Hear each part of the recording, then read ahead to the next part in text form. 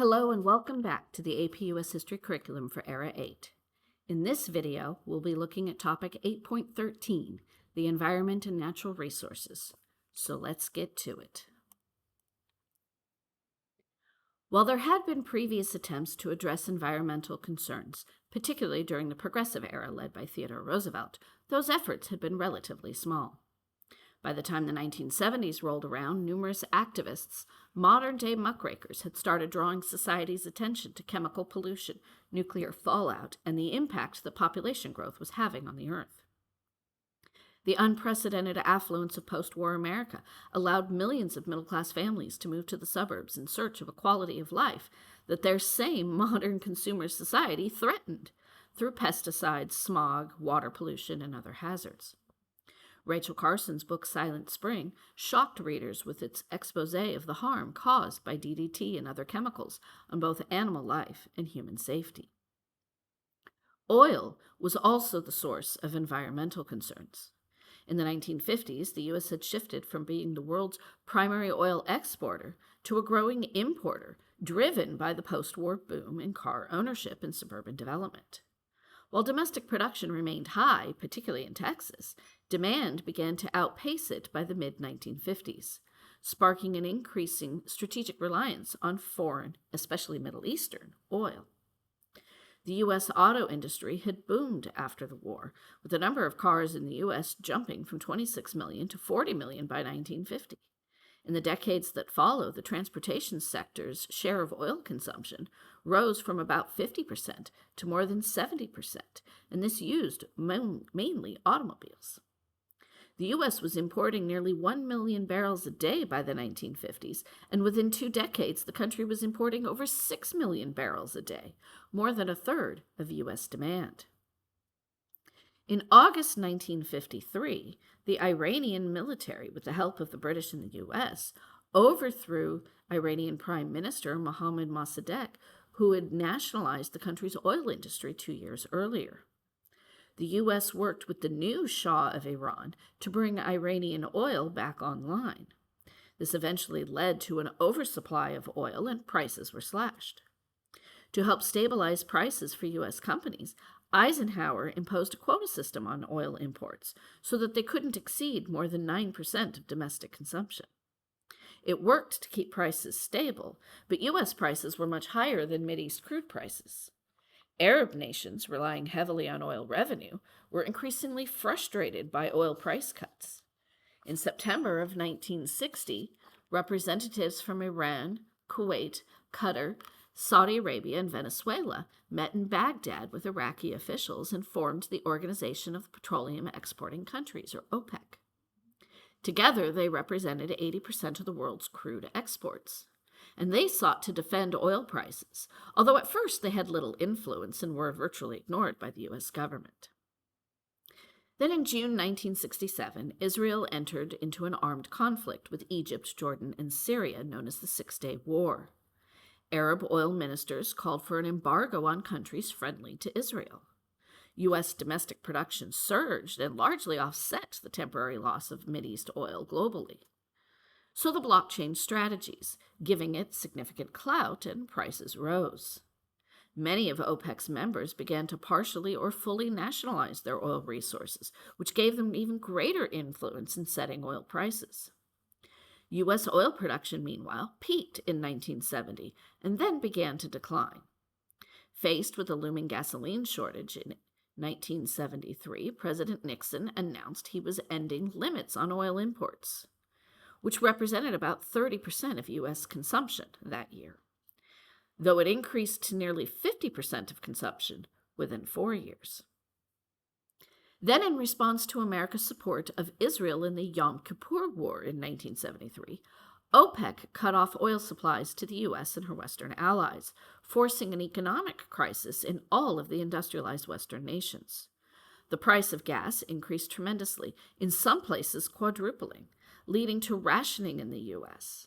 General Motors and Ford cut production and laid off workers, and the U.S. government instituted a nationwide 55-mile-per-hour speed limit as a result of the crisis. They also set new standards for fuel efficiency in automobiles and encouraged electric utilities and other industry to seek new sources of energy. It would also eventually lead to the building of the Alaska Pipeline, but its immediate effect was to trigger the worst recession since the days of FDR. One effect the oil crisis had in the U.S. was that Japanese automakers were finally able to gain a foothold amongst American buyers, cornering the market on economy cars.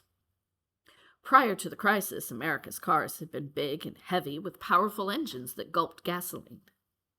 Japan would then use its new economic power to go into various new fields like electronics, computers, and even real estate. Environmental accidents, though, reinforced the fears of the deadly combination of human error and modern technology. In 1954, the crew of a Japanese fishing vessel was exposed to radioactive fallout from a U.S. hydrogen bomb test on the Bikini Atoll, part of the Marshall Islands in the Western Pacific.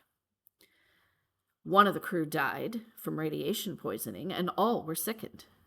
Another accident closer to home occurred in 1969, when an oil well blowout in the Santa Barbara Bay spilled more than 3 million gallons of oil into the ocean off California. And the oil rig that failed had only been in operation for 14 days when the spill began. The widespread pollution of the California coastline led to the deaths of more than 10,000 birds, dolphins, seals, and sea lions.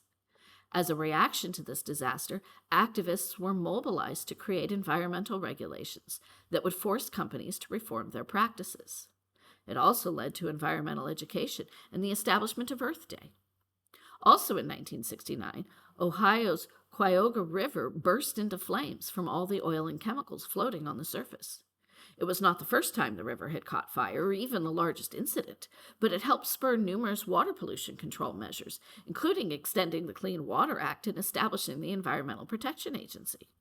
They had the goal of eliminating the discharge of all pollutants into navigable waters by 1985, making all waters safe for fishing and swimming by 1983, and prohibiting all discharge of toxic amounts of pollutants. One of the ways in which the U.S. first attempted to address some of its domestic energy needs was to build nuclear power plants to produce electricity as opposed to using oil. But an accident in March 1979 at the 3 Mile Island near Harrisburg, Pennsylvania, that resulted in a partial nuclear meltdown of one of the reactors changed U.S. attitudes towards nuclear energy. The accident released radioactive gases and radioactive iodine into the environment near the plant. 4 months later, a uranium spill in New Mexico was even more catastrophic, releasing the largest amount of radioactive material in U.S. history. These accidents increased public awareness about nuclear safety and led to ongoing discussions about the peaceful use of nuclear energy. Many began to protest the use of nuclear energy, which led to a freeze on nuclear power plant construction in the U.S. This anti-nuclear stance would continue and even increase into the next decade after the accident in 1986 at Chernobyl in Ukraine, which was then part of the Soviet Union. That accident happened during a systems test that caused a power surge, resulting in a chain reaction going out of control and the reactor to explode. The explosion released large quantities of radioactive material into the atmosphere, resulting in severe health consequences for workers and residents in the surrounding areas. The Soviet government initially attempted to cover up the incident, but eventually admitted the truth after abnormal radiation levels were detected in other countries. That disaster led to widespread contamination across Belarus, Russia, and Ukraine, with millions exposed to radioactive materials. Cleanup efforts were extensive, including the construction of a concrete sarcophagus over the damaged reactor and the evacuation of affected areas, many of which are still uninhabitable today.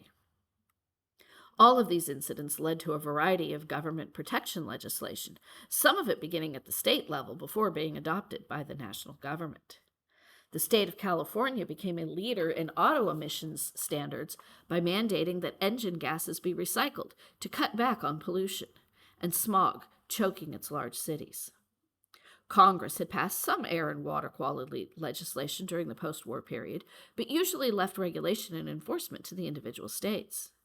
The Nixon administration had created the Environmental Protection Agency, an independent federal agency that was given the responsibility for regulating and enforcing federal programs and policies on air and water pollution, radiation issues, pesticides, and solid waste. At the same time, the federal government took over responsibility for clean air and water with the passage of the Clean Air Act, which regulated both industrial and transportation emissions. They also passed numerous laws that collectively became the Clean Water Act to control water pollution, and in 1980 passed the Superfund Act to clean up toxic waste from former industrial sites. And also in 1973, Congress passed the Endangered Species Act to protect critically imperiled species like the bald eagle from extinction, as well as the ecosystems upon which wildlife depended. Well, that about covers what you need to know for topic 8.13, the environment and natural resources. Be sure to keep up with your reading, and I'll catch you in the next video.